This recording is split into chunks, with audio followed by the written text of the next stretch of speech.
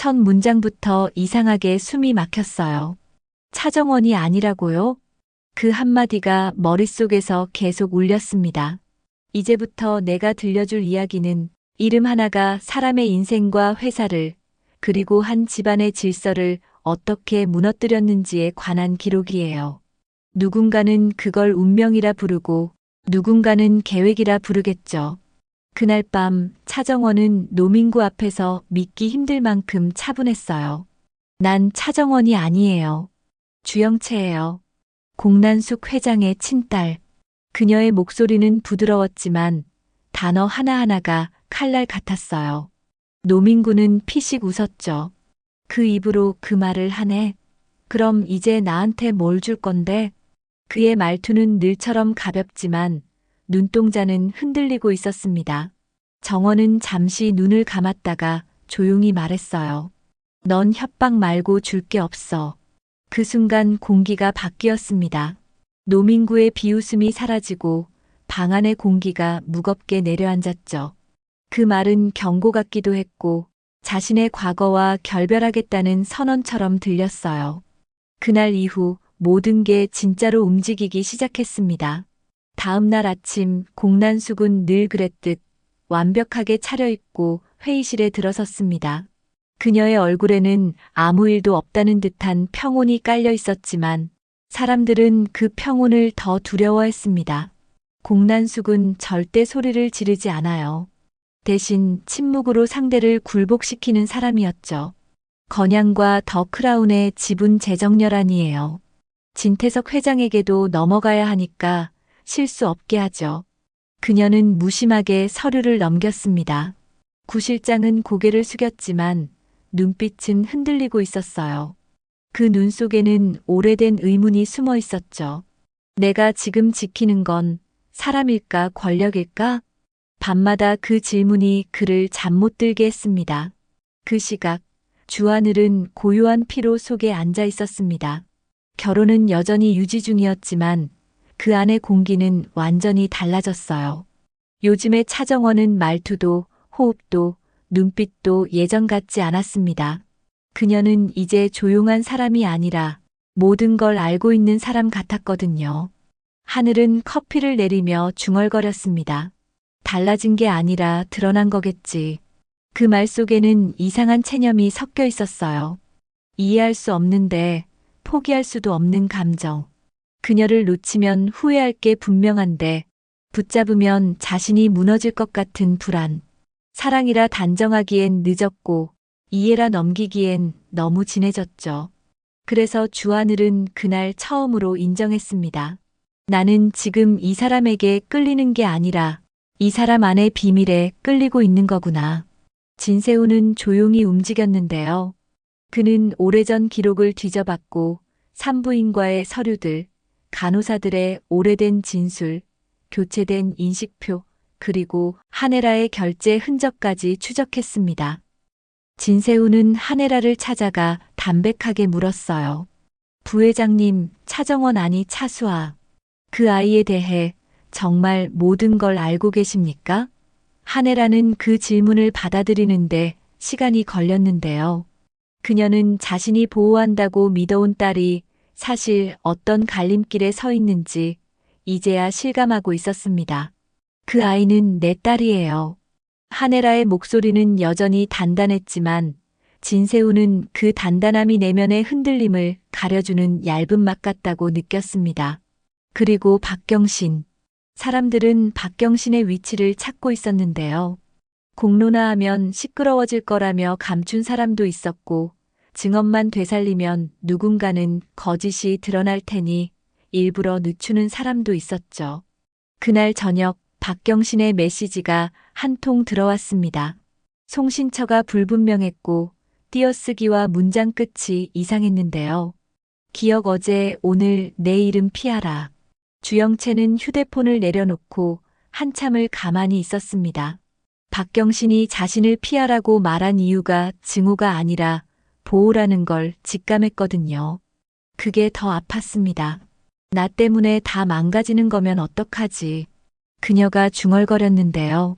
바로 그때 구 실장이 조용히 말했습니다. 지키고 싶으면 먼저 내가 내 편이 돼야 해요. 그 무렵 주하늘은 더 이상 침묵을 참지 못했습니다. 정원, 아니 영채. 너 지금 어디까지 가려고 하니? 그 순간 주영채는 주하늘의 눈을 똑바로 보았는데요. 끝까지요.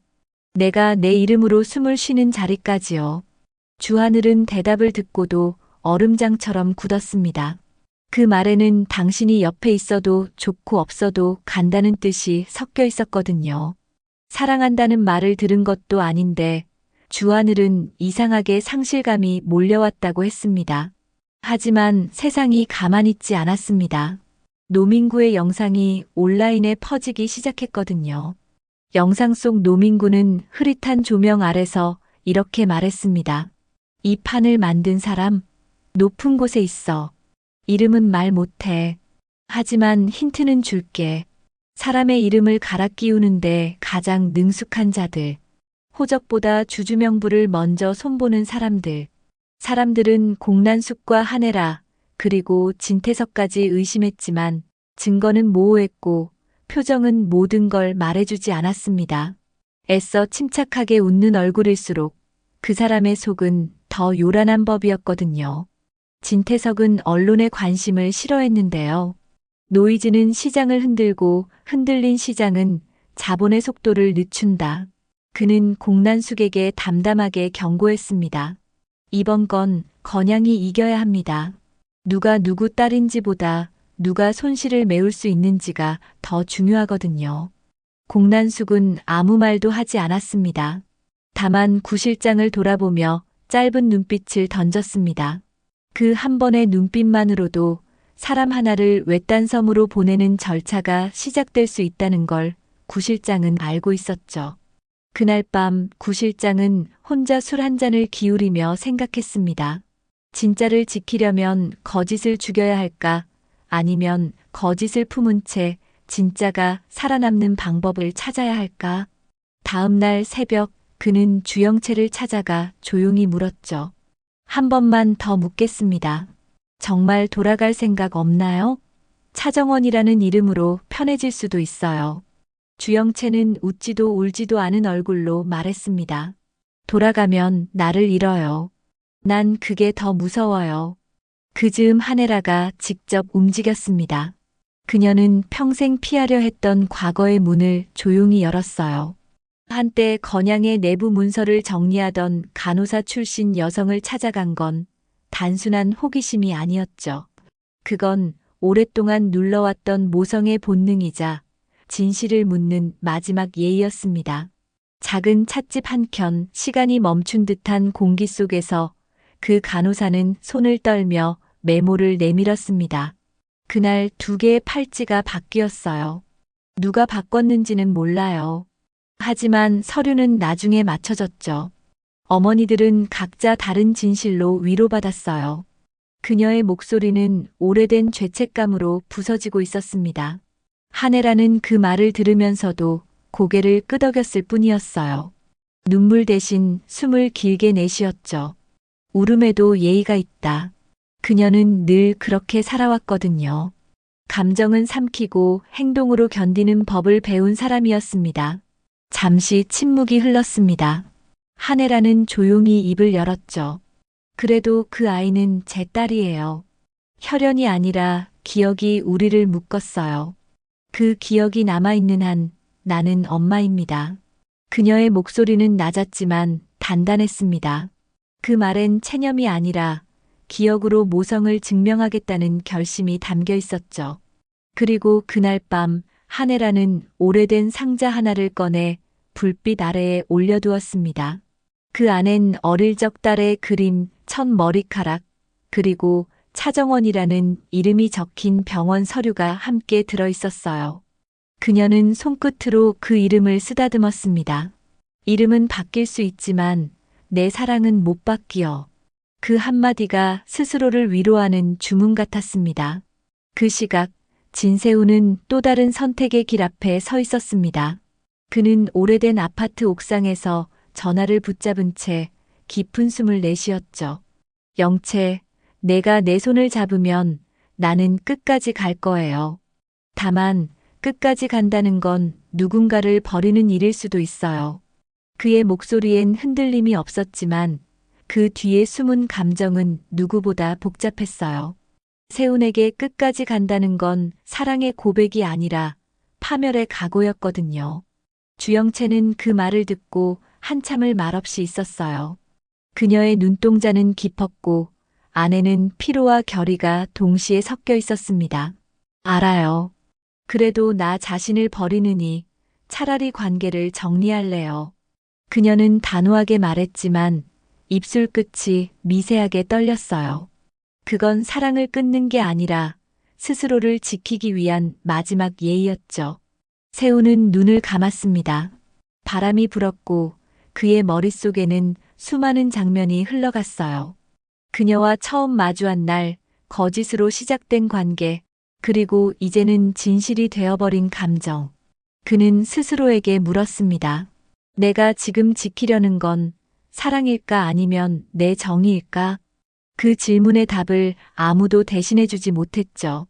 그는 다시 휴대폰을 쥐고 말했습니다. 영채, 넌 나보다 훨씬 강해요. 그래서 내가 내 옆에 있으면 약해질까봐 무서워요. 그 말은 고백 같았지만 동시에 이별 통보이기도 했습니다. 전화를 끊은 뒤 세훈은 하늘을 올려다봤어요. 검은 구름 사이로 희미한 달빛이 흩어졌습니다. 그때 그는 깨달았습니다. 사랑은 언제나 선택이 아니라 결과였다는 걸. 그리고 결과엔 늘 책임이 따라붙는다는 것도요. 한혜라와 진세훈 두 사람은 서로 다른 장소에서 같은 밤을 보냈습니다. 한 사람은 잃어버린 딸을 떠올리며 기억을 붙잡았고 다른 한 사람은 잃을지도 모를 여자를 떠올리며 양심을 붙잡았죠. 그들의 선택은 전혀 달랐지만 공통점이 하나 있었습니다. 둘 다 사랑 때문에 자신을 갉아먹고 있었다는 것. 이 밤이 지나면 모두의 선택이 방향을 잃기 시작할 겁니다.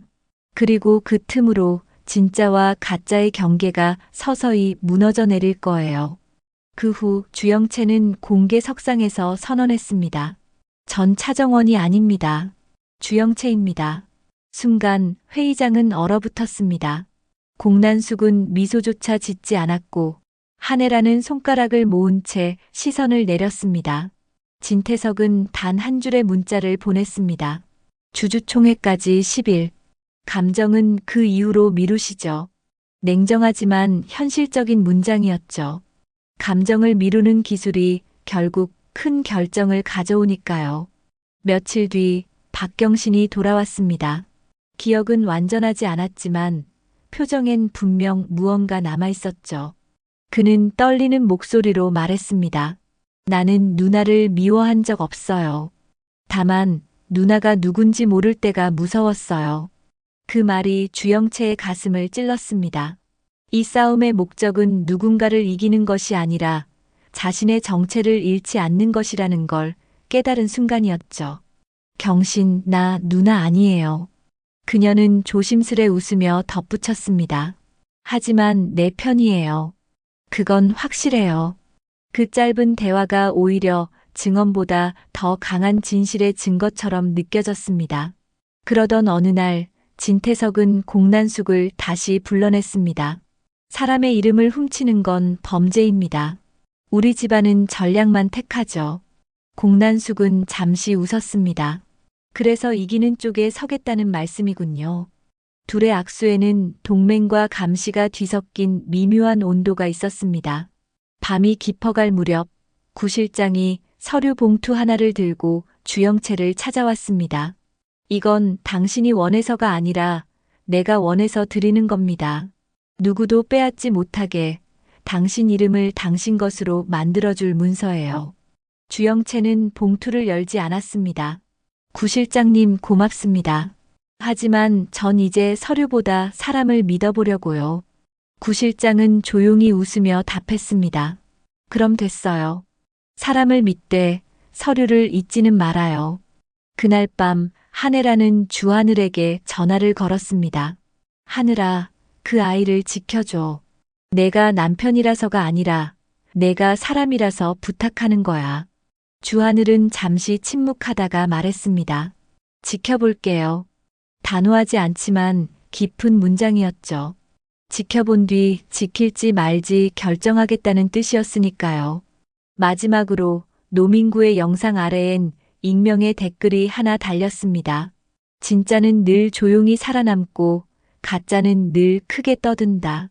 누구를 향한 말인지는 알 수 없었지만 이상하게도 보는 사람마다 같은 생각이 들었다고 합니다. 이제 진짜와 가짜를 가르는 건 소문이 아니라 선택이겠구나. 이야기는 아직 끝나지 않았습니다. 주주총회까지 남은 열흘, 박경신의 기억은 덜 돌아왔고 구실장의 봉투는 여전히 봉인되어 있었으며 한해라는 울음을 미루고 있었습니다. 공난숙은 여전히 미소를 지으며 전화했습니다. 윤비서, 일정을 다시 잡아요. 시간이 우리 편일 때 움직여야 하니까요. 그리고 주영채는 조용히 다짐했죠. 난 더 이상 도망치지 않아요. 내 이름으로 숨을 쉬기로 했으니까요. 그 말이 남긴 여운이 길었습니다. 진짜를 고르는 사람보다 진짜로 남을 용기가 있는 사람이 누군가. 그 답을 확인할 시간이 이제 정말 가까워졌습니다. 주주총회까지 일주일 남았을 때였어요. 그날 오후 건양그룹 로비에는 묘한 정적이 감돌았는데요. 직원들 사이에서는 공난숙 회장이 드디어 움직였다는 소문이 퍼지고 있었습니다. 회의실 문이 열리자 회장실 비서진이 하나씩 무전기를 교체했고 기자들은 건물 앞 인도에 진을 쳤습니다. 그날 안건의 주제는 단 한 가지, 주영채의 신분 검증과 법적 대표권 확인이었습니다. 공난숙은 회의장 맨 앞자리에서 꼿꼿이 앉아 있었어요. 그녀의 손끝에는 흔들림이 없었지만 속으로는 피를 빨아들이듯 집중하고 있었죠. 눈앞의 모든 서류는 완벽했습니다. 단 하나 혈연 증명서만 빼고요. 그 종이는 아직 구실장이 들고 있었습니다. 공난숙은 입꼬리를 올리며 속으로 생각했죠. 내가 만든 판에서 누가 진짜든 무슨 상관이야. 이름은 결국 내 인장이 찍힌 사람에게로 가는 거니까. 그 시각 주영채는 혼자 있었습니다. 손에 쥔 건 낡은 메모지 한 장이었죠. 기억 어제 오늘 내 이름 피하라. 박경신이 남긴 마지막 문장이었습니다. 그 문장을 몇 번이고 되뇌다 보니 피하라라는 단어가 보호하라로 들리더라고요. 그녀는 무언가 깨닫기 시작했습니다. 경신은 단순한 피해자가 아니라 누군가에게 진실을 숨기기 위해 기억을 잃은 연기를 하고 있는지도 모른다고요. 그날 밤 주영채는 몰래 병원으로 향했습니다. 박경신이 입원한 병동에는 이미 누군가가 선을 긋듯 보안 라벨을 붙여놨습니다. 관계자 외출입 금지. 그 문구 아래 아주 작게 찍힌 서명이 있었어요. 윤비서, 공난숙의 명령이었습니다. 하지만 주영채는 멈추지 않았습니다. 기억을 잃었다는 건 선택적으로 지운 거야. 누군가가 말할 때를 기다리고 있는 거지. 박경신은 눈을 떴습니다. 그녀를 보자마자 작게 웃었어요. 누나 아니, 주영채 씨. 그 말에 주영채는 숨을 삼켰습니다. 기억이 돌아왔어? 박경신은 천천히 고개를 저었습니다. 다는 아니에요. 근데 한 장면이 계속 떠올라요. 서류 위에 찍힌 도장. 그리고 엄마. 그 엄마라는 말은 공난숙을 말하는 듯 하면서도 아니었어요. 주영채는 깨달았습니다. 공난숙과 한혜라, 두 사람 모두 박경신의 기억 속에 존재한다는 걸. 다음 날 한혜라는 이 사실을 들었습니다. 그리고 아무 말 없이 자신의 비서에게 지시했어요. 병원 CCTV 48시간 전부터 지금까지 전부 가져오세요. 복제본 말고 원본으로. 한혜라는 자신이 감싸왔던 모든 것들이 이제는 자신을 조여온다는 걸 알고 있었습니다. 하지만 이상하게도 마음 한구석은 평온했어요. 이제라도 끝낼 수 있겠구나. 그녀는 속으로 그렇게 중얼거렸습니다. 같은 시각 진세우는 주하늘을 찾아왔습니다. 둘은 처음으로 솔직한 대화를 나눴어요. 하늘 씨, 정원 씨가 아니라 영채 씨로 살아가려는 이유 당신은 이해합니까? 주하늘은 잠시 생각하다 말했죠. 이해는 안 되지만 존중은 합니다. 그게 그 사람을 살게 하는 유일한 선택이라면요. 진세우는 씁쓸하게 웃었습니다. 당신은 존중이라 하지만 나는 아직도 미련이에요. 그녀를 지키겠다고 다짐했는데 이제는 그게 지키는 건지 무너뜨리는 건지 모르겠네요. 그 말에는 깊은 피로가 묻어 있었습니다. 둘 다 다른 방식으로 같은 여자를 잃고 있었으니까요. 며칠 후 건양 본사 앞에는 낯선 기자들이 몰려들었습니다. 익명의 이메일이 뿌려졌거든요. 제목은 주영채 DNA 위조 정황. 공난숙은 회의실 안에서 그 메일을 읽으며 미소를 지었습니다. 예상보다 빠르네. 누군가 나보다 앞서 움직였군. 그녀는 구 실장을 불렀습니다. 혹시 그 서류 아직도 당신이 들고 있나요? 구 실장은 짧게 대답했습니다. 네. 하지만 이건 제 손에서만 열립니다. 공난숙은 그를 똑바로 보며 말했죠. 그럼 당신 손을 열게 만들어야겠네요. 그 말은 위협이 아니라 예고였습니다. 공난숙은 이미 서류보다 사람을 조작하는 법을 알고 있었으니까요. 그날 밤 구 실장은 자신의 사무실에 들어가자마자 책상 서랍이 뒤집혀 있는 걸 발견했습니다. 파일은 그대로였지만 파일을 감싸고 있던 은색 봉투의 봉인선이 살짝 뜯겨 있었죠. 그건 누군가가 시도했다는 의미였습니다. 그는 자리에서 일어나 창밖을 바라봤습니다. 바로 그때 휴대폰이 울렸습니다. 보낸 사람 무명 번호. 내용 그 봉투 열면 당신만 죽지 않아요. 지킬 사람 생각해요. 문자를 보고도 구 실장은 아무 반응을 하지 않았습니다. 그는 이미 알고 있었어요. 이 게임에서 지킨다는 건 반드시 누군가를 잃는다는 뜻이라는 걸요. 며칠이 지나고 주주총회 당일이 찾아왔습니다. 언론, 주주, 임원들이 모여 있었죠. 공난숙은 무표정하게 단상에 섰습니다. 오늘 안건은 우리 그룹의 명의와 이름을 정리하는 일입니다. 그녀의 시선이 객석 한가운데 앉은 주영채를 향했습니다. 이름이란 건 단순한 표식이 아닙니다. 책임이자 증명이고 때로는 무기이기도 하죠.